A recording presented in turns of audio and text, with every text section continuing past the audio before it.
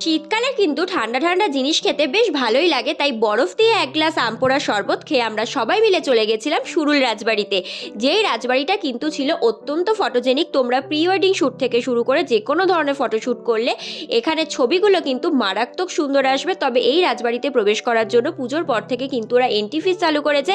এরপর চলে গেছিলাম আমার চির আকাঙ্ক্ষিত সোনাঝুরি হাটে, যেই হাটে যাওয়ার ইচ্ছা আমার অনেক দিনের নয়, বলতে পারো অনেক বছরের। এই সোনাঝুরি হাট নিয়ে অলরেডি একটা মিনি ভ্লগ আমার চ্যানেলে আপলোড হয়ে গেছে, তোমরা চাইলে চেক আউট করতে পারো। আর সব থেকে বেশি ইচ্ছা ছিল এখানে যে এই নাচের দলগুলো আছে তাদের সাথে মিলে একটু কোমর দোলানোর। যদিও বা আমি এইসব ভালো পারি না, তবে যতটুকু করেছি মন খুলে কিন্তু আনন্দ করেছি। তোমরা কে কে এই সোনাঝুরি হাটে গেছো আর এই নাচের দলের সাথে ডান্স করেছো অবশ্যই কিন্তু আমাকে কমেন্ট করে জানিও। আর মেয়েদের তো চুড়ির প্রতি একটা আলাদাই অ্যাট্রাকশন থাকে, তাই ওই চুড়ির সেটটা কিন্তু আমি নিয়েছিলাম। এরপর খেয়েছিলাম ওই হাটের ফেমাস মুড়ি আর আলুর চপ। ভিডিওটা ভালো লাগলে চ্যানেলটা সাবস্ক্রাইব করে দিও। আজকের মতো টাটা।